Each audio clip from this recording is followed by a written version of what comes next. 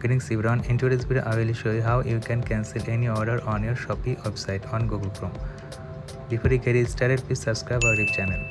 So I don't have any order, but I will tell you that how you can delete or cancel your order on your Shopee application.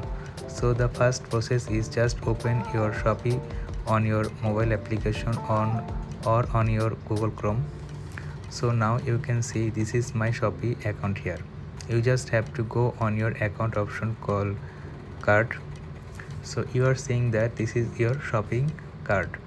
So here you can select your order and simply just go forward and not to shop here from here. So this is the shopping cart. So you can see your order you placed here, and if you don't want to buy from here, so by this way you can cancel any order on your Shopee website. This is the video for today. Thanks for watching this.